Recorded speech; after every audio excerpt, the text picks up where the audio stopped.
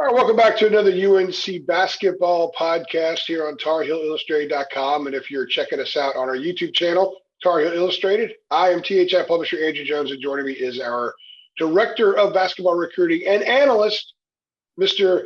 David Sisk, who's got a long time in coaching. I'm not going to give the number of years because last time you didn't like the fact that I made you sound old. So I'm not going to do that this time. We both have been doing what we're doing for a long time. Let's put it that way. I'm David, old. You don't have to make it sound that way. No, we're kind of new at this, right? Yeah. Well, David, we wanted to do this after we did it would have been 3 games ago. It was after the Pitt game, before Clemson. When we do these every 3 or 4 games to kind of take a look at the Tar Heels in each little segment of the season, but it's only been 2 games because their game Monday night against Miami was postponed. Miami was in Chapel Hill. They were having a pregame meal, and they caught wind of this video, took a look, didn't like it, were uncomfortable, and they headed back to Coral Gables. Understandable, given the current climate. And whatever people think of COVID itself, the reality is Miami has 7 guys. Can't afford to get any guys to be on the COVID list, so they didn't want to have their season any more interrupted than it already has been, so it made a lot of sense. So for the Tar Heels, it's only been 2 games, and what's interesting is you could easily say that their worst game of the year was at Clemson, and a few days later they followed it up with what was probably their best game of the year, at least offensively, at Duke, and really even defensively. Duke just played really, really well on offense. I think a lot of that you just have to give credit to the Blue Devils for how they played. So the Tar Heels went 1-1, ugly loss, good win. Did your opinion of this basketball team change at all since we last talked? No. We thought it was a good team, not a great team, not a bad team. And I think it's a good team as they leave and come down the stretch here. It was funny. I guess I think the Clemson game, I thought they were just, for whatever reason, they just weren't into it. I think a lot of mistakes. I see them make mistakes that they don't normally make. I don't know if they were looking ahead to Duke. I don't know if it was a road game. I just don't know if sometimes your heads are not in it. Sometimes you've got young kids and those things happen. I think just about every team has that type of night. But at Duke, it just looked like a typical Carolina Duke game for me. For 2 teams that were supposed to be down, they got up and down the floor. They ran. It was high scoring. I think both coaches let them play in that atmosphere. So obviously very different than what we saw in Clemson. But no, my overall attitude about the team hasn't changed at all from what I saw last week. A lot of people, and I'm not going to dwell on Clemson, but this is just the kind of thing that's going to pop up every once in a while with the team. A lot of people were highly critical and asking the question after Clemson, how can they not be ready, especially given the fact that Clemson finally won in Chapel Hill last year. And you've been around teams as a coach at various different levels for a long time, and the fan only has to get up 20 minutes before a game to get their chips and their drink ready, get their seat ready, get the remote, and then they're ready to roll. So for them, it's a 2 hour and 20-minute investment twice a week, okay? The teams, the investment is every day. So to me, having been around teams for a long time, I can see why it's difficult sometimes for kids to get up for games. Maybe they're ready to play, but not as ready to play as other games, and certainly not as ready to play as the opponent. Clemson was clearly jazzed up and ready to play that game, and it was billed as a must-win game for them. So in your experiences coaching at different levels, is that just part of the human nature that you could only be up at a certain level as a player, as a team, so often, and it's a totally different experience than fans to say, how can they not be up for these games? I'm up for it, when, of course, they don't have anything invested into it. Yeah, and I go back to years ago when I was coaching on NAIA level, and our head coach would ask me before every game, Cisco, you think they're ready? And this is after watching warm-ups. I'm like, I have no idea. Because you'd watch them go through warm-ups, and they'd have a great warm-up. Guys have got a sweat going, they're making shots, and you just get the brakes beat off of you. And then you go watch them warm up, and you go, we're getting ready to get killed tonight. It just, as my mom used to say, it just wouldn't strike a lick at a snake, didn't look like. And the next thing you know, they played one of the best games of the year. So I even, before the game, when I'm right there on the court watching guys warm up, I quit trying to guess. So everybody goes through that. I live it just outside of Nashville, and a lot of Tennessee fans here, they can't figure out how they lost to Ole Miss 52-50. Last week. And I know you look at the SEC, and when the SEC Big 12 Challenge, Alabama undefeated in the SEC, they go on the road, just absolutely laid an egg. And Oklahoma's good. They laid an egg. But I think you see that with a lot of teams, that teams that are ranked higher than North Carolina. I think with the exception of Gonzaga and Baylor, the question that North Carolina fans have, how could they do that? Every team, every fan base in the country has had that question several times this year. Well, the 2017 title team lost 7 games. They lost New Year's Eve day at Georgia Tech. And I flew up that morning to cover that game and flew back home. And that same day, and they were terrible that afternoon. And then a month later, they were at Miami, and they missed 18 of their last 19 shots in the first half and got beaten pretty soundly by a mediocre Miami team. It does happen. The warm-up thing is interesting because in the pre-pandemic time, I would go out on the baseline, whoever I'm covering, I would get down to the baseline, I would take pictures, I'd watch, try to get a feel for it. And I also actually just enjoy watching players' routines. But rarely could you ever get a gauge on whether a guy was going to play well or not by how he was shooting during warm-ups. If he's on the perimeter, he makes 7 straight. Rarely did that ever translate to the game. The only time I can remember in recent memory where warm-ups translated to the game was last year when Carolina played at Louisville. They didn't have a good warm-up. You could tell something was missing, and then they got blown out. Garrison Brooks made the trip, was left at the hotel with an illness. But usually you can't really tell. So when you're a coach and you're watching your team, how early in a game can you tell, I don't think these guys have it tonight? Because it looked at Clemson like Carolina was that team about 90 seconds in. My dad used to turn a television station after the first play of a football game and say they're beat. He was a big Tennessee football fan.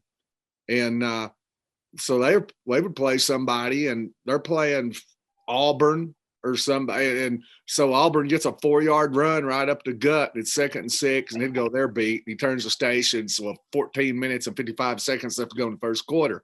So he would say early. I think you can tell when the team's kind of going through the doldrums early and the energy's not there, but you still don't know if they're going to bounce out of it or if they're going to find life somewhere, and it's usually hindsight's 20/20. So after the game, if you don't bounce out of it, you're just like, the coach is like, hey, we didn't have any energy. I don't know what happened. We just could not. We didn't have anything tonight. And then if you bounce out of it, and we've seen North Carolina do that a lot this year. They've been noted for bad starts. And then you say, man, well, good thing they bounced out. They came out of it when they did. They caught a fire. Roy lit a fire under them at halftime or in the huddle or whatever. So there's like I said, hindsight's 20/20 on that. Now, I'll say this. I think a lot of times that Roy has tried to find ways to bring the team out of an early slump in the games. And we could go back and think it's not as bad as it was. Now, if you ask me, why do I think this team is improved? I think Clemson was kind of a throwback to early in the year where they would start out like that. But the bad thing was at Clemson, they never came out of it. And, for the most part, the last few games, being able to get off to a slow start has not been an issue for this team. But I go back to some of the games they play Nashville. You go back to even games like Charleston and teams like that, Notre Dame and others, where they start out slowly. And Roy starts pressing. He starts they guard them way out on the floor. They start doubling. And we've talked this year about how they would double ball screens to really get things going. And what's funny, they're out there doubling ball screens with Baycott and Garrison Brooks. So you've got the big guys out, and I don't know that necessarily they're cut out to play that kind of game, but it seems like Roy goes to that in some games, and it just energized them. Is it to get the, for lack of a better term, the blood flowing more? And sometimes that's all it takes to kind of get a team over that little, whatever kind of hump you want to call it that it is, and that they start getting into a flow after they get that little extra skip going. Yeah, and I think it puts other teams on their heels a little bit too. I'll go back to Duke. Out of the timeout, because I thought it got Caleb Love going. Caleb Love had a great game at Duke. If you'll go back, I believe it was his first bucket. After the media timeout, Duke's got the ball. The first media timeout at 16 minutes. Duke comes out in the horns look where they got two ball screeners up top, one on each side. Point guard can go right, point guard can go left. They jump the ball, they double team it, or what we call blitz it. We have the turnover. Caleb Love comes out of there with it, goes down and gets the dunk and is fouled. Man, he's energized. The team's energized off that. He's energized.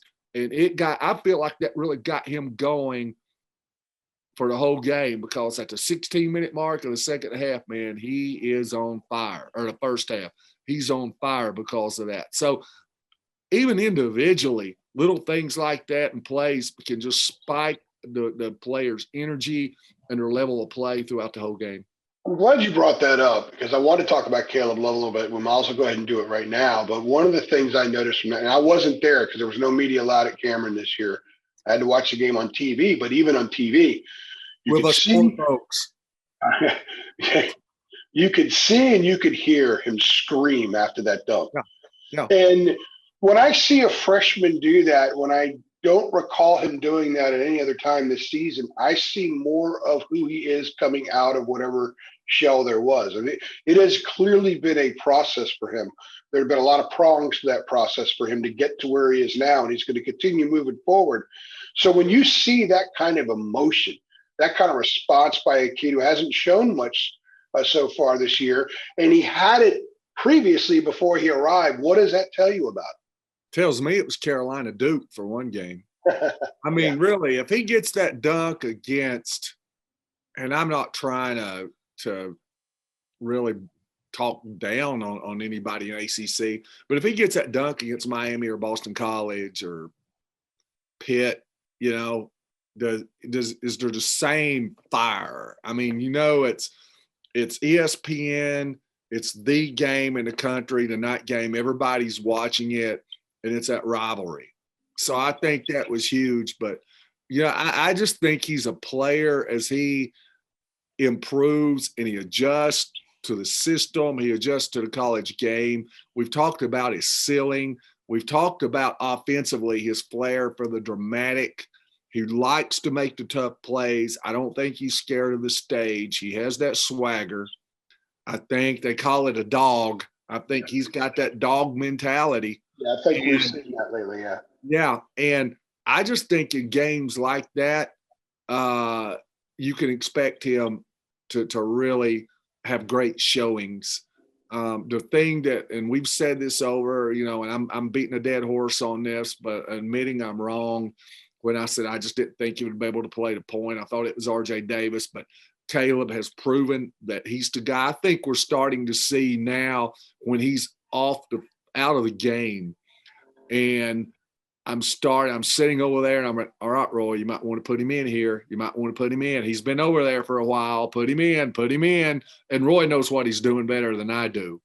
But I think we all do that. And I think that probably the fans at home are going, yeah, me too. Get him. And I think now with Caleb, you feel a lot more confident when he's in the game than you did at one time. And he's playing to his ceiling. That's the thing that I like. And his ceiling is so much higher than RJ's. And I think we've seen with some of the scores he makes, with his three-point shooting, with his dynamic playmaking, the way he can finish, he's got that high ceiling. Now, Roy will tell you 5 turnovers is too much. So that's still the next thing, and he's still got to get that. But early in the year, there were more bad plays than good plays. And then it started bad play, good play, bad play, good play. Now there are a lot more good plays than bad plays, but you want to tighten that up. Instead of 5 turnovers, let's get that down to 2 and then get it less and less and less. I want to hit on 2 parts of his game on the offensive side here. And a second, I want to ask you about him being more connected to his teammates, but stay on scoring for a second. One of the things I've noticed is that early in the year, he would drive in the lane. He would get sometimes too deep. Mm-hmm. He would get tangled up with other bigs, and he was really struggling to even get the ball to the rim sometimes. What we saw there tonight against Duke, there are 2 plays, both drives on the left side, by the way. One, he pulled up and shot a runner off the glass over a lot of arc on that shot over the long reach of a Duke defender. The other one, which I think was earlier in the half, he drove it to the baseline, used the baseline, and was able to get a layup. So he went around the big. And I think it showed me that he's starting to adjust to dealing with the length, and not just one long guy inside, but multiple long guys inside. Because those 2 plays weren't really made the same way earlier in the year. But he made them in the same half against Duke, and they were both huge buckets. Are you seeing that growth in his game? Scorers are not coached. They're not taught. They're not trained. They're created. The greatest scoring coach of all time is God, because you either have it or you don't.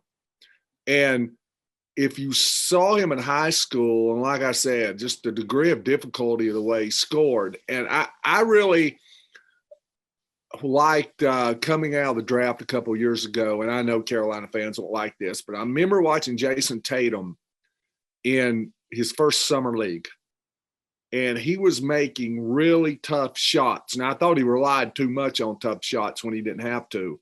And I looked at some of that. I said, that's what the Kobe Bryants and the James Hardens and guys, they're able to make those shots where it doesn't matter how well you guard them. It's not an issue. I see some of that. The first video clip we did, he hit a shot around the Duke, and it may have been the play you were talking about, but I'm looking at it, okay, this is why he scored. I can't explain why he scored. How he scored, I have no clue. It was kind of up and under the guy. He didn't have an angle, but he scored. But then you get into the runner. He didn't have to shoot that floater in high school. He could get to the rim anytime he wanted to. He could finish at the rim, or he could shoot that open shot. There was really no reason to shoot a floater because he didn't have to worry about that shot blocker at the rim. He went over that guy. Yeah. That's not the case in college. So he has the ability and the touch and the offensive acumen to do all that.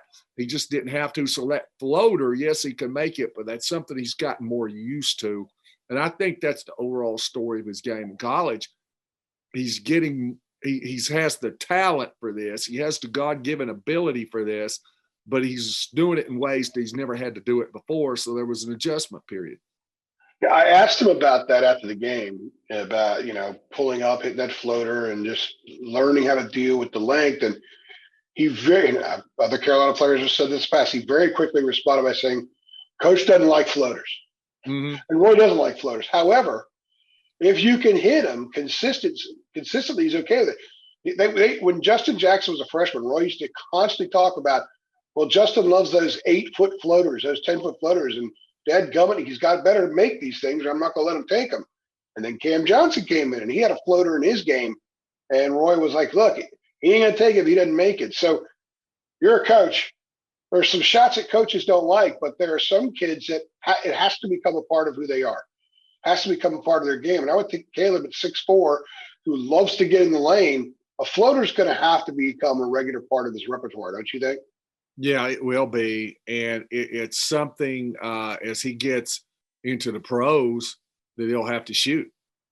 And like you say, at that size, and especially in that 6'3" to 6'4" range, I saw a thing on Twitter the other day where there was an NBA scout breaking down Emmanuel Quickly, who went for the second, or I think maybe late first with the Knicks, might have been second round, but having a great start out with the Knicks, better than anybody thought. And he really talked about the three different floaters that he has. He's consistent with. When they start showing all these different NBA players, and he said, this guy's got 4 floaters. This guy's got 3. This guy, and they're saying that guards in that range need to have at least 3 different floaters that they can do consistently to make it in the NBA. And Caleb loves mines on the NBA. Yeah. Now, not this year, but what I mean by that, not this year. He's not saying, hey, I'm playing for draft stock. That's not what I mean. He wants to be in the NBA, at the end of the day. He wants who wouldn't want to make that money? That's his career goal. So you have to be able to do that. Now, like you say, Roy's got his system and Roy's got the way that he wants to do it. But like you say, I think Roy will back off if he's able to do that. And that's like anybody else. That's like a high school kid, would tell me that barely can get the rim. And he's like, Coach, what if I get a 1-on-0 and can I try to dunk it tonight for a head? And you're like, you better make it, son. Or bring your track shoes tomorrow to practice. So I think that's a more advanced stage of basketball, probably a poor comparison, but I think probably Caleb loves floaters, probably a comparison of better basketball. The other part of his game offensively, and we're not going to really get into the defensive side tonight, but I wrote a piece that I posted on our site Wednesday evening about some statistical evidence that Caleb Love is getting better at managing the game, being more connected with his teammates. They played 18 games. In the first 14, he had more than 4 assists in just one game.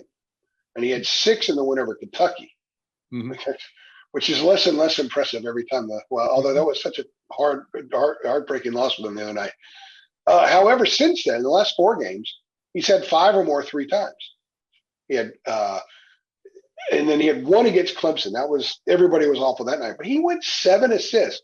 Not only did he have the 25 points against Duke, but he had 7 assists, and he just looked really connected. He had 5 turnovers, but they're all fixable things. Mm-hmm. It's all going to get trimmed down over the course of time. To me, the uptick in assists means that he's just more – he can get those assists while still taking 16 shots.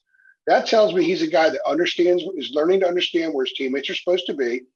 But a lot of what they do is that motion freelance. They learn how to play off of each other. So that's a harder thing to learn than what the set plays are. And he's starting to figure it out. And he's starting to understand his teammates' tendencies and know where they get the ball, know where their comfort spots are. To me, a more connected Caleb Love is evolving right in front of our eyes right now. And I see no reason that process will not continue for the next 5-6 weeks, however long it is they have left to play. I took over a coaching job in Tennessee for one of the great high school coaches in the history of the state. And it wasn't a fun job to step into. He retired off a state championship. And he used to say in every practice, he wanted his team to scrimmage. I was more into drills. I want to get these drills in. I want to get these drills. He was huge into 40 minutes. They had to have at least 40 minutes of scrimmage time per practice. And the reason was they had to get to know each other on the court. It's just, okay, it's great you can do the drills, but you get into the games, you don't know each other's tendencies. Yeah. You don't know where this player wants the ball, how he wants it delivered, what their cuts are going to be, and even getting used to the plays. He liked to run a lot of the stuff that Roy Williams runs. And he was huge into precision. You had to play together to do that, to understand it. And then it wasn't enough that you did it. You had to keep doing it to reinforce and reinforce. So not only if you're Caleb Love, are you learning the position as a college guard, you're learning it within the Carolina system, but you're also learning your teammates, and they're learning him. What passes is he going to look for? I had a coach 2 years ago, a really respected, great, probably Hall of Fame coach. And I talked to his assistant that I know well, And I said, I saw them play in the NCAA tournament, and they were going up against a guard. I won't say who it was or who they were playing. And I said, tell me about him. What did you see going into that as weaknesses? And he said this: we let him come off the ball screen and turn up because we knew if he turned up, he would get locked in on one side of the floor and he couldn't see the skip. So we took everything away and left the skip, and he turned it over because we knew once he drove, he could not see to his left. So, man, coaches don't miss a thing in scouting. And the more it goes and the more sample size they have, the more precise that becomes, and things we would never think of. So, like I said, playing together, more precision, learning the system, learning how to play in college, and all the reps combined with that talent and just the team coming together. So there's a lot of reasons for that.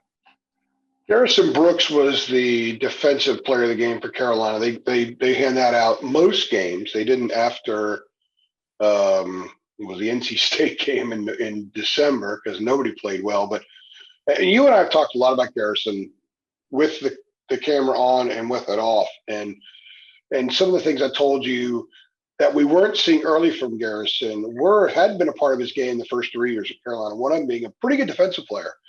And I noticed Jay Billis there tonight was kind of heaping some praise on Garrison as a defensive player. To me, from my vantage point, even with the Clemson game, with the way that went, he's been better defensively the last 4 or 5 games than earlier in the year. What are some of the things you've seen from him that tell you that he's been playing better defensively? And what do you think the problem was before? I think maybe just the way people attacked him. Like I said, when I saw North Carolina State was one, and we talked about that a lot the first time, and some other games, but he just looked disengaged defensively. And what I mean by that is, okay, if you're going to be in a ball screen, off the ball screen, you play it a certain way. Well, if they want to play soft and underneath and then hedge and recover, that's fine. But do it every time. That's one thing that I really liked about Daron Sharp. I felt like he guarded it for the most part in those games the same way every time. Kessler guarded it the same way every time. He would jump it more on top, but he did it. You knew what you were going to get. And I'm looking at Brooks, and he might be underneath, and he might not. And a lot of times he's not even showing, and he's stuck on his guy. And I'm like, he's a senior, and his ball screen coverage is the most unpredictable out there. So if you're going to play off, well, that's fine. Do it every time. Yeah. So I saw against Duke, he did it every time. And a lot of times it led to a switch. And the thing that impressed me more than anything, even more than not getting beaten off the ball screen, was, okay, they would switch, and he's on a guard, and Duke's guards never got to the rim on him. Now, he would play. He's not going to get out and smother the guy. He's going to play off, but Duke never could really step into that three-pointer or that outside shot on him off the dribble. So he had a comfort zone because of that. But I think just doing it, like I said, just consistency of guarding it a certain way and making that effort to do that, to me, was a biggie. I'm going to say something, but it doesn't mean to say that he wasn't alert before. Because Garrison's, I've told you all along, really smart player, son of a coach, understands everything going on the floor. But he just seems even more alert lately on the defensive end. Maybe some more chatter. I think they're communicating better defensively. Collectively, they're not out of position as often as even in the Duke game. Look, Duke played really well offensively. Kay said after the game, look, that's the best we played all year long. And they did it without Matthew Hurt having a big game. And that's another thing, too, we can get into in just a second. But I just think that whatever Garrison had to work through for a period of time, he's worked through it and it's gone. And I think he's settled into a comfortable place on this team. I don't think he feels like he needs to go 18. He doesn't need to play up to the preseason ACC Player of the Year moniker. I think he's comfortable with who he is now within the framework of this team. I agree with that. And earlier in the year, I don't know. I'm going to say this. I believe he was disengaged. I can't prove just by watching him play. I have nothing to go on. I've not heard anything. This is not some inside scoop. Yes, nothing I told you off the air here. No. This was just watching a guy play, because a lot of times I'm sitting there watching him and I'm going, okay, he's a senior. Why is he the most inconsistent in ball screen coverage? Why is he just watching them go by him and he's not showing, he's not hedging, he's not – why are we just getting these bad possessions? Because we're not – I mean, when we're putting freshmen out there, you're getting much better and more consistent effort out of the freshmen. So there was some reason there. And hopefully he's over that. You never know. I think he had struggles early, and we've talked about it offensively, and you never know. Sometimes with college players, offensive struggles lead to struggles in every other part of their game. Yeah. And I know there's a lot of coaches think if you can make shots, that every other part of your game is going to improve just because you're more into it. And if you miss shots, that's on your mind, and it affects other parts of your game negatively. A lot of people have been very critical of Carolina's defense as a whole this year. If you look at the numbers, it's actually not that bad. They have really good stretches. I think early on they were pretty good, and then they had a rough strip patch there for a while. One of the things that's impressed me in the last couple of weeks, and you tell me what this means to you, what it represents to you. They go to Pittsburgh, and basically Pittsburgh has three really good players. If you can shut down one of them, you got a good chance of winning. Shut down two of them, you're going to win. Well, they basically shut down Xavier Johnson, and Adis Toney, and then with Justin Champagny, he scored 23 points, but he did it on 9 shots, and 6 of them were threes, and he hit most of his stuff in the first half. If he has a normal 3 for 6 shooting game from the perimeter instead of 5 for 6, he's at 17. I think every coach in America is going to be happy keeping Justin Champagny to 9 shots and 17 points. Then they go to Duke the other day, and I was asking Roy, and I asked Garrison, and I asked Leakey the day before the game, how do you contain Matthew Hurt? How do you keep him from going off? Because Matthew Hurt can go off. He's one of the few players that I've seen in college basketball this year that could create his own shot without using a dribble. He's a very creative player. And he was held to 7 points. And I asked Roy after the game, and I prefaced I asked the question a certain way on purpose. I said, even before Hurt got in foul trouble, he only had 1 shot attempt in the first 10 minutes. They kept him from getting the ball, from getting touches. He only scored 7 points in 21 minutes. So that's 2 games in the last couple of weeks they've gone up against fantastic players, and they kept them from going off and carrying the team. What do you see in a team that's capable of doing that when they have a big assignment like that? They're able to follow through with it. I think it did on both ends, and I like the way Roy said it, which basically, way I paraphrased it, was you cut the snake off at the head, and I think that's what they did with him on both ends. I don't care what the measurements say. I do not believe that Matthew Hurt and Garrison Brooks are the same weight. Yeah. Okay, so he's got that leaner frame. So they took it straight down on the block and started beating on him on that end. And yeah, they picked up fouls, but they're just working on him down there. And I still think when you do that, it has a toll on the offensive end. Why he didn't get more shots than I think sometimes maybe early fouls and you just can't get into a flow. And he played 21 minutes. And I think that had a lot to do with it. But I just think from foul difficulty to having, as Seth Greenberg, I believe it was, said when North Carolina played Iowa, North Carolina's got 1,000 pounds of post player, and they're throwing every ounce of it at Luka Garza. And, that just took a great effort by Garza because, man, he was wore out. You knew he didn't have a whole lot at the end of the game. And Garza's a lot bigger than Hurt. So I just don't think that it now, if you get into it early and he hits some buckets early and they make it more of a perimeter game, then the tables can turn, because let's face it, that was a matchup when it comes to that of different styles. Yeah. A spread offense, more finesse against 2 posts playing with power. So, and the power won out. So, but not only that, like I said, they got him in foul trouble. I just think it was hard for him to get a rhythm just from the whole environment, the conglomerate of all that. I think the thing that impresses me about both those performances is not letting great players get touches. Yeah. You know, one of the things that Roy talked about when Iowa, we mentioned the Iowa game, Iowa hit a ton, like 17 threes or whatever it was. And Roy emphasized after the game, look, it's not about defending the three once the guy gets the ball. It's about keeping him from getting the ball. So you go back to the Syracuse game in the second half, Leaky kept Buddy Boeheim from getting the ball, so he can't go off if he doesn't get the ball.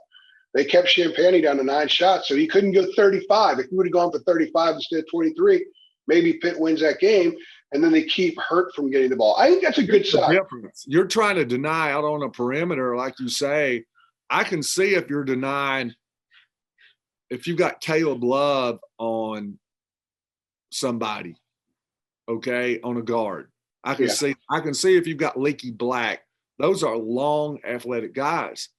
But you've got Carolina's bigs who are not really supposed to be able to go out and do that, chase him. So you're talking about 6'10", 250 pounders going out there and denying and chasing out on the floor and keep. So that's even more impressive to me and probably more unlikely, but it still happened.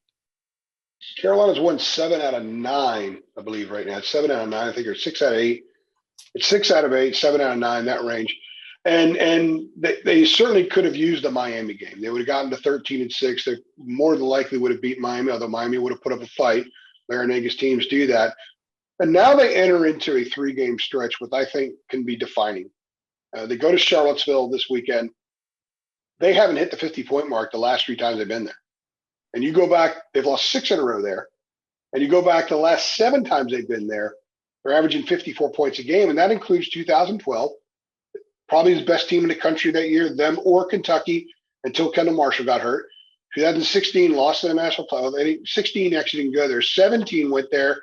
They scored 43 points, 5 weeks before they won the national championship. So Virginia has their number in Charlottesville. You got a freshman point guard and a bunch of young kids going there to Charlottesville. After that, you got Virginia Tech coming in. Tech's a nightmare to defend.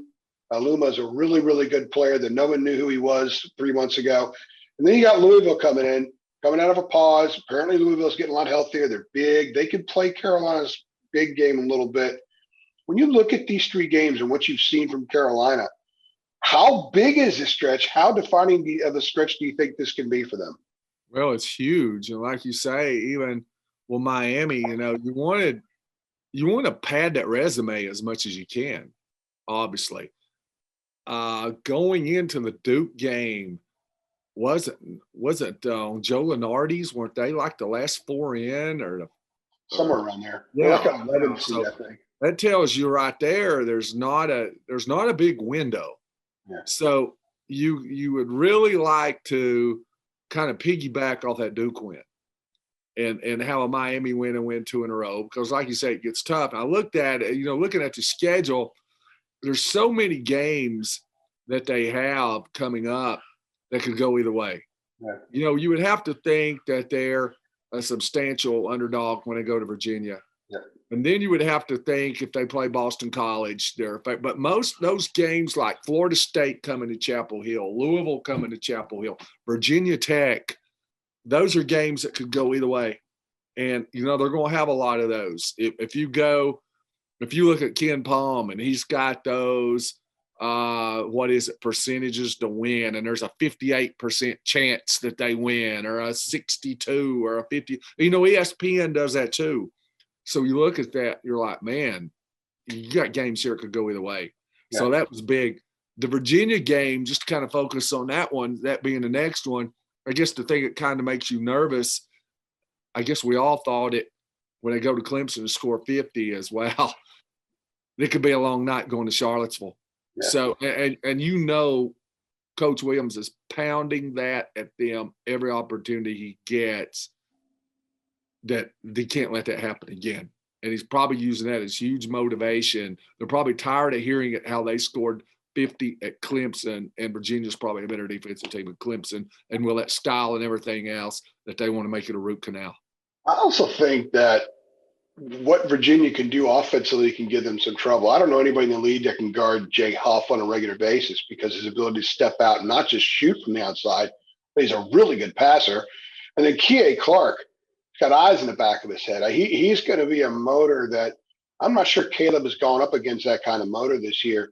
And then I just think the way that they're playing offensively, they're averaging around 73, 74 points a game, which is phenomenal for Tony Bennett's teams. I think it's just a bad matchup for Carolina going in there. And then you got Virginia Tech coming in, and they're a tough team to guard too. You have to be really focused on the perimeter, an athletic team. I think that if this team has truly grown as much as we think, and they're out of the phase where they're wobbling back and forth during the course of their growth, they have to show that in the stretch, because I think they can actually play well in each of these three games and lose all three. So they have to elevate their game from where they've been. A, be better. B, be more consistent, because 10 bad minutes against Virginia Tech or Virginia or even Louisville at home, maybe 15 against Louisville, you can lose those games. I think that teams early on in the year, you probably hope you can get 10 to 15 good minutes out of 40. Now, that may not sound like much. Probably to the average fan, when you say, okay, our second game of the year, let's play good for 15 minutes. And you're like, what? Yeah. And now I'm not talking about making shots or getting up and down and scoring, or even I'm not talking about playing by the scoreboard. I'm talking about making winning basketball plays. Like we talked about, do you make the extra effort on defense? Every possession down, do you make 3 or 4 extra plays? Do you do that extra help? Do you get down? Do you have stances? Do you block out? Did you bump this cutter? Did you guard this ball screen the way you're supposed to be guarding it? On offense, did you throw with your outside hand away from the defense? Did you pivot? Did you set the screen at the right angle? Did you make the right read? Stuff in the film room where you're breaking it down and playing those minute details over and over. And a lot of it's just effort. Getting in a playing shape for games to where you think you're playing hard, but I think if you watch teams' effort and you watch teams' fundamentals in November, early December, and then you watch it again in where we're now, double digits into February, there should be a noted difference there in effort and just the quality of play. So, yeah, you hope that you're at the point to where you're not going to have old bad habits, but Virginia Tech, Louisville, and everybody else are going to play are hoping the same thing. So that's why I say I don't think teams stay the same. You either regress or you get better. So, and that's the challenge of a coach. And most teams get better. It's just some get better at a more rapid rate than others, which might give the teams that don't improve as much the appearance of regressing. Would you say that's accurate? Yeah, I agree with that. Which teams can do it more. And I think with North Carolina, there was that window. I'm going to say this. Against Virginia, they are really, I think, going to try to confuse and try to overwhelm Caleb Love. Okay? They're going to try to do that. And that pack line defense, you take away the passing lanes, they want to force turnovers and they want to contest shots. And they want to make him do everything, not under necessarily full court pressure, but under contested pressure from the three-point line in to take away every option. Yeah. In the post, I think it's a tough game for Garrison Brooks because Garrison plays under the rim. Yeah. And you say, well, why isn't he as consistent shooting the ball? I think he has a higher degree of difficulty because he has to shoot through defenders. He has to shoot where Day'Ron Sharp or Armando Bacot may drop step and get to the block and finish with a dunk. He's shooting a turnaround or a jump hook over somebody. Virginia's got size and they're big and physical. They're going to make him score over them. And they double the post a lot. They double the post. So, yeah, and that's part of pack line. Part of pack line is the automatic post double. Now, North Carolina passes well. And here you say, well, why am I going here? I'm just talking about – we talked about the freshmen trying to confuse them. Now, I do think he'll pass well. I think he's a great passer. I love his, and that's something he does great. I think it's really Day'Ron Sharpe has got to be one of the guys that plays really well this game, because we have seen games where we thought, well, Day'Ron's getting ready to play like an All-American for the rest of the year, and in the next game he has 4 points and 2 rebounds. Yeah. So he's the guy who can out-athlete Virginia's bigs and make that quick drop step and just finish at the rim with 2 hands, whereas Garrison's trying to shoot that little jump hook over him. And who knows, the way they contest, that jump hook may work better. They may be saying, hey, there's no way we're going to Day'Ron, Armando, there's no way we're letting you drop step dunk. But they go baseline so well, I think they can get away from that double a little bit. So they're going to put the pressure, I think, a lot on the freshmen, on Caleb Love and RJ Davis to make decisions. That double team, how well can Day'Ron, if he gets that double and he can't move quick enough, he can't spin out of that thing before the double comes, how quickly do they, how well can he pass the ball out of that if that double team comes? So a lot of pressure on the freshmen in those games. Wings are going to have to get open too. Getting open against that defense is really hard, because it's one thing. Sometimes it looks like they're playing 7 and 8 guys. And even when they double the ball, you think, okay, well, someone's open, but finding them. That's what we talked about, making the extra play on defense. Virginia does it all the time. Like you say, there's 7 or 8 because they recover and move so well about the ball. One more thing before we shut this thing down for the night.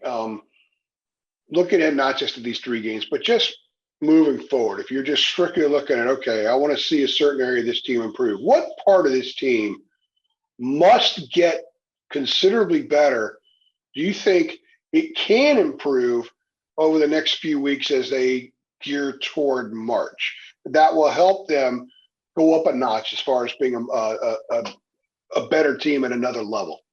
When you first asked that question, I was like, oh, man, I got to think. I'm not prepared for this. And I'm like, what, are you kidding? I think everybody and their mom could answer that question. Well, that's why I asked it the way I did. I mean, I don't mean it, but I'm serious. I mean, I think it's obviously it's turnovers. Okay. Because what part? Let's look. You're a coach. I've seen this. I've covered this stuff for 25 years. Turnovers is kind of a broad thing. Let's pare it down a little bit. Where does it begin? Where's the root of the problem of the turnovers, and how do you snip that thing off? And suddenly they go from being a team that on a given night's going to cough it up 18 times to where they're very comfortable in the 12 I think 12 turnovers, they'd be comfortable with that with this team. I think we showed in the Virginia and the Clemson film review, Freudian slip, in the Clemson film review that we hope it's not 63-50 or 65-50. Or hey, if they crack 50, that's success, right? I know they're doing better. But in that game, I think we documented, because you said that you really kind of enjoyed that, showing where the turnovers came from, where the spacing was so bad. Yeah. And so Virginia being like Clemson, where they're back on defense, where they're not going to let you run out, where they're pack lining. So you've got guards going too early, impatient. Posts don't have the time to get spread like they should get spread instead of 1 high-low, instead of 15 feet apart or 4 feet apart, you've got a guard trying to go through the eye of the needle, and it's not there. It led to turnovers, and a lot of it was spacing. I see other times where it's just simply freshman mistakes.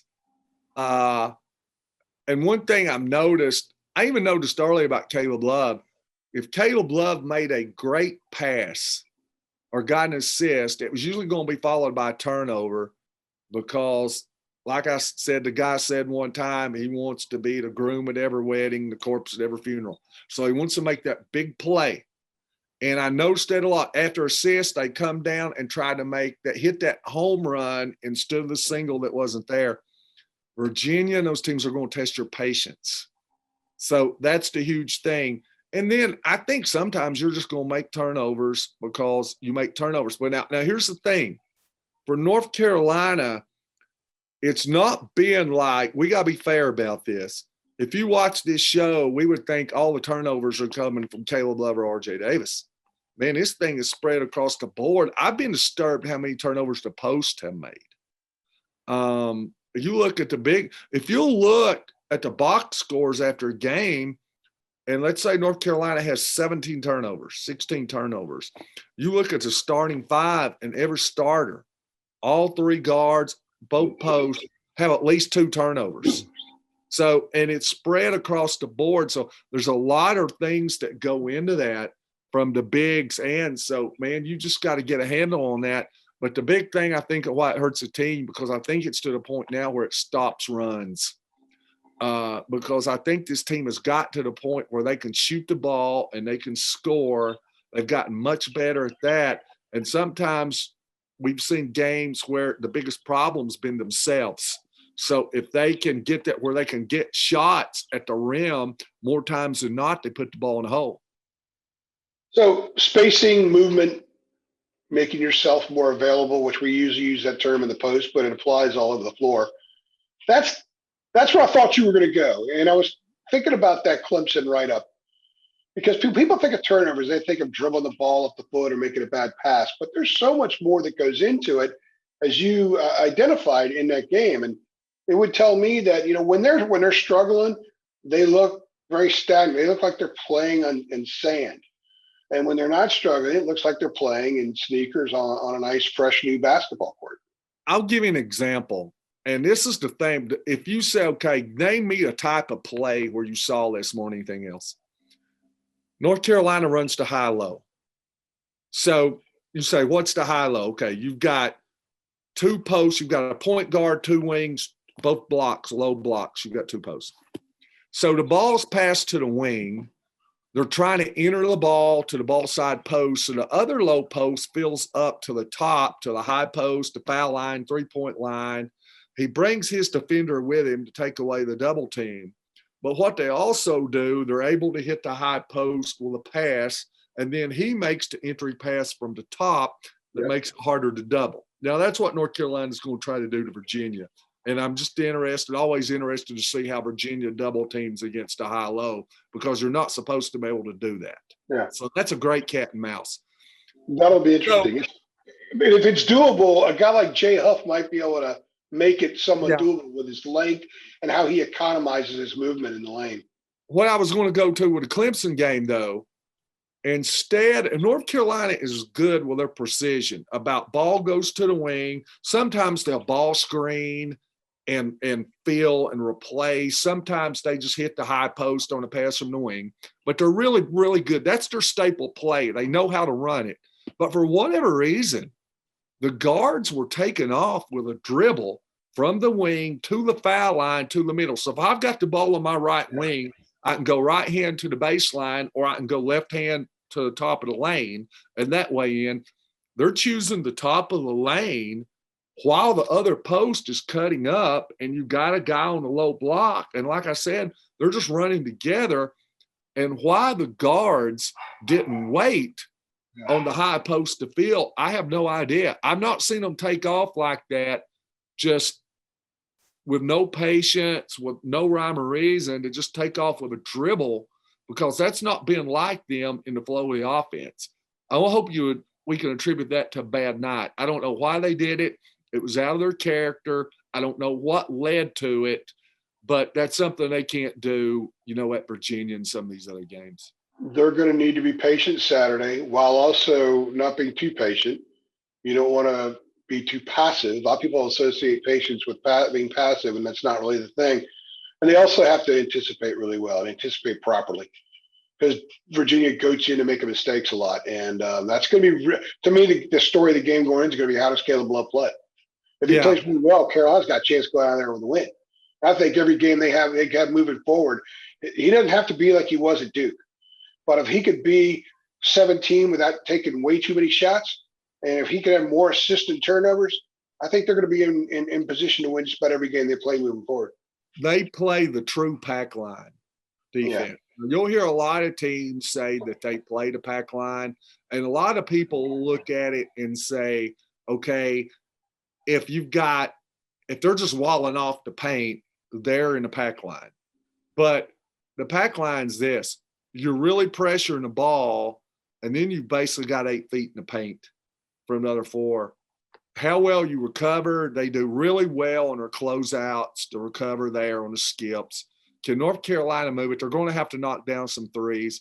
And like you say, the post double, because, for example, they say Florida State runs the pack line, but Florida State doesn't play behind.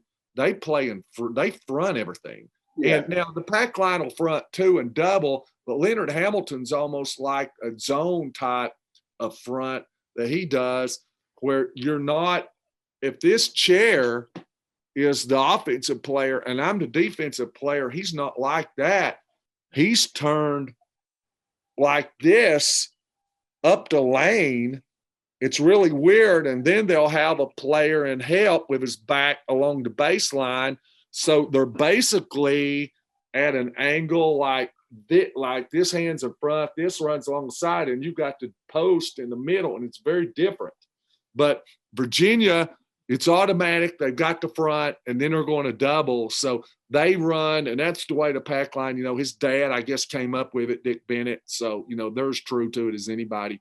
One thing that Virginia's done, I'm interested to see. I've not got to see a great deal of them. They always ran the mover chaser. And one thing I noticed when they won the national championship, and they had really taken a lot of criticism for going out early, but they took a lot of criticism too because they would have games. You're a 1 seed, you can't get out of 40s, Yeah. So they really kind of went into more some 4 out, more ball screens. You really didn't set ball screens in that mover chaser. They kind of went into offense like the rest of the world's done in the 21st century. So I'm interested to see. Like I said, I've not got to see a great deal of them. I just want to see how they run their offense this year. Have they gone back to that mover chaser? Do they still do that more? Do they run a 4 out around a big and run more ball screens? Do they kind of mix it? What are they going to do? So I'm interested to see what they do. They're a little bit more athletic, and they have 5 guys on the floor that can put the ball on the floor. But their best 3-point shooters are the 3, 4, and 5 in the starting lineup. Mm-hmm. So they're a nightmare to guard. They have that a lot. That tells me they're stepping out, because in the mover chaser, you never do that. They just stayed in and screened it. You just screened and then sealed behind it. So that tells me they're stepping out more. Yeah, the flow offensively now, as opposed to the team that won the title 2 years ago, is very different. But you also have very different point guards. K.A. Clark is a push. He's a point guard that makes the defense constantly move, even when he's not shooting the ball. But Ty Jerome was much more of a reader. Those guys were amazingly good at running sets. Mm-hmm. They ran sets to pristine in the way they ran sets, and they had money shooters. They had money players. But that 3 years ago, that 16-1 loss might have been the best thing that ever happened to them, because I think it showed him that he had to modernize that offense. And I don't think they would have done it any other way. Yeah, so I don't think they win the national championship if they don't get beat in the first round the year before. And they continue to do. I think if you take a snapshot of UVA in 10 years from now, it's going to look different than it does now. He will evolve, and I love what he does there, and I love the fact that he's committed to who he is, but he's not afraid to tweak. Mm-hmm. Great coaches are totally committed to who they are, but they also tweak. And people have criticized Roy over the years of being stubborn. Roy has tweaked. He's gone stretch 4 more before Luke May came along. PJ Harrison played 4 1 year, and the great coaches know how to adjust and adapt. And I think we've seen Tony Bennett do some of that, certainly with this team. So that'll be interesting to watch. I'm looking forward to one of the great things about chronicling a team, David, is that you're there for every step of the growth. Each game is a different chapter and whatever becomes their full story. And I think that the next 3 chapters for this team are going to be a huge part of whatever their story ends up being. 2 master tacticians really going at in that game, but you can go to Virginia Tech too. Mike Young, I know him well from Wofford. I coached some guys in AAU that played for him years ago, and know a young man well from the Nashville area that played for him at Wofford, and he's assistant coach at Virginia Tech now. And Mike Young's a really good coach. So I'm interested to see that. And then, you get into Louisville, and, they're coached well. And, games that I've seen them this year, it does kind of like Virginia. It doesn't bother them if that thing gets in the 60s. You know, No, if you want to be but physical. they could score in bunches. Yeah. They've looked really good a couple times when I've watched them this year. And then I watched that Florida State game where they just got trashed on their home floor. Florida State's going to trash everybody a lot. You know, I've always said I think Florida State's the most underrated team in the country. But Louisville, I think, trying to find the identity because one game, you can see them, they're really good defensively and they like it low scoring. And the next game, it's high scoring and they're running and all. So the record's been good, but I just don't know when push comes to shove against a good team. If North Carolina asserts themselves, does Louisville really know who they are? Yeah. And do they have the identity? That's what I want to see because I think a lot of times that's not happened this year. As we close this out, I'll just leave you with this. I think there are two teams in the ACC that could make a run to a Final Four, and it's UVA and FSU. I don't think anybody else in the league can. Now, I'm going to say this, and just to add to this, we've had, you know, in the four corners on the board, I've seen some very good discussions on it, and it's something that I felt like they were reading my mind on it. If North Carolina, I know there's not going to be many people pick them to win national championship. I understand that. If I'm North Carolina, I don't want the 8 or 9. If they can get in as a 12 or even 11, but let's say they get in as a 12, I would hate to play them if I'm a 5. Or if I'm a 4, I don't think 13, but a 6 playing 11 or a 5 playing a 12. Because you're talking about a team in that top 25, top 30 range, in the lower end of it. Playing a North Carolina team who does some things really, really well, who's one of the top rebounding teams in the country, has one of the best front lines in the country, are going to get putbacks, are going to get to the foul line, have some point guard, have a guard now can light you up, and you got to deal with that. So let's say you do that, and 12 beats the 5, and then you play the 4, who's basically the same team as the 5, and you go through that again. That gets you to the second weekend. Now, you may be playing at 1 seed in the Sweet 16, but I could see a clear path for this team if they get in, depending on that rank. Now, like I said, you do not want to be – you go in as a 9 seed and you win the 9-8 game, and then you've got Gonzaga or Baylor that weekend. Okay, that's not good. But for this team. There's a path, but I don't know that they get that high anyway. Yeah, I think the highest they probably get is in the 8-9 range. I think the committee. I would want that. And the like committee I, said, might I think even. they could beat any 4 or 5 seed out there. I really do. I agree. I think they could beat. I think they could beat the 3 seeds. Yeah. I think outside the first 4 or 5 teams, I think they could beat the rest of the teams in the field. But I wouldn't be surprised if they got bumped up to an 8-9 spot because the committee would love for them to go up against Gonzaga in the second round. I hope they don't get that high. I hope and I know fans probably don't want to hear this, but if it meant an extra 2 losses for them to get in as 11 or a 12, take the 2 losses, get that 4 or 5. And here's the thing too, you play on that Sunday. So let's say they play a Friday game and they beat the 5 seed on Friday and they play a 4 seed. And let's say it's, I don't know, let's say it's Tennessee. Okay. And I'm just trying to think of some teams that might fit in. Oklahoma. Yeah. Okay? And so all of a sudden, Oklahoma or Tennessee or whoever, they've got less than 48 hours to prepare. And they're used to playing 2 games a week, and they're used to having 3 to 4 days. Now you've got basically a day to prepare for this team and take away some things because they can really hurt you. So I think it's tough. I agree. They're going to have plenty of chances to lose those couple of games that you're talking about because the schedule's pretty tough moving forward. But we'll see how they got to play their way in. They get beat by Virginia. Don't jump off a bridge. That might mean you don't have to play Gonzaga. What if they can get up to a 7? I think the way things look, Jacob and I did a podcast. Then you got a 2. That was I don't think I think obviously North Carolina, you don't want to go out that first weekend. Nobody wants to go out the first weekend. No, but you've got to just keep them. playing. And I think what could help them, and I posted a piece that you need to take a look at about what Carolina fans should root for, even though you're not a fan, but take a look at it because it shows what is at play that could affect their fate, if they even make it and where they might end up being seated. And Jacob and I did a podcast about it, but Pitt can be a Q1 win if they just stay above that 75 line. Stanford needs to win some games to get above the 50 because that was a neutral site game. They have a chance.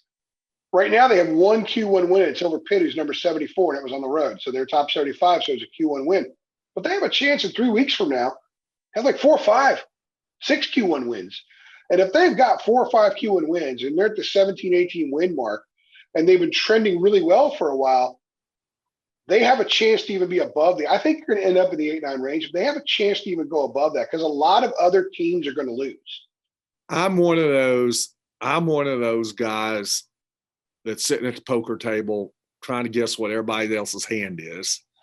I'm one of those high school coaches that you see on TV on the news that gets fired because they're in a region game and they don't want to play the best team in the state in the first round of the region, and you're playing the district. So in the consolation game, you shoot the ball in your own goal, or the other team's goal, whatever goal it is, so they get 2 points, so you don't have to play, and you do that over and over, and you play your worst 5 players the whole game. I'm that guy. Okay, so I'm all about matchups. Well, the NCAA tournament's about matchups because there's no such thing as going into the tournament hot. You develop steam once you get in there, and even then, you got a game, a practice day, then a game, and then you got 4 or 5 days where you don't play, and you got to fly to a new site. Although this year everything can be in the same place, you got to regenerate. So, Coach K used to always say it's like winning 3 4-team tournaments in order to win a national championship. You don't look at it as winning 6 in a row. And it doesn't matter how you're playing going in usually because all that stuff changes, like a whole new season. Connecticut that one year where they won 6,000 games in the Big East tournament and then won the NCAA tournament, that might be the only example of a team that's super, super hot that was playing above what it was in regular season and kept it going in the tournament. So you're right. It's really all about matchups.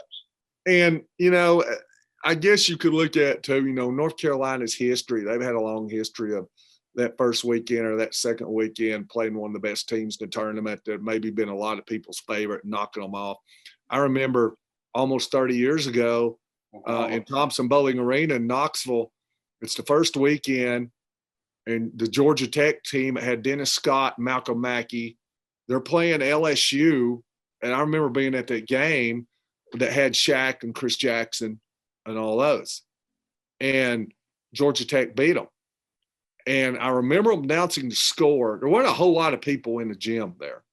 And I remember them announcing the score, North Carolina and Arkansas. And a lot of people thought Arkansas would win it that year. And that's when they had Corliss Williamson in that bunch. And North Carolina beat them. And I remember the Georgia Tech crowd, ACC, ACC, ACC. And I never will forget them announcing that score because that wasn't one that was expected. Well, I'll tell you what I do expect is a difficult test for the Tar Heels the next week and a half. We will do one of these after the Louisville game. So that'll be the next snapshot that we discuss. And it will be very interesting what our storylines will be. The beautiful thing about this is their performances will dictate what we talk about, David. That's right. Always does. All right. He's David Sisk. I'm Andrew Jones. You've been listening to another UNC basketball podcast right here on TarHeelIllustrated.com and our YouTube channel, Tar Heel Illustrated. Don't forget to click like if you like this video, share it with your friends, subscribe to our channel so you get updates every time we upload a video. And we do a ton. We do football, we do basketball, we do recruiting for both sports, and we do a lot of it, plus all the player interviews. We got Roy coming up Friday and all that kind of good stuff. So hang out on our channel and you get tons of Carolina basketball and football stuff to satisfy your needs. Thanks for stopping by.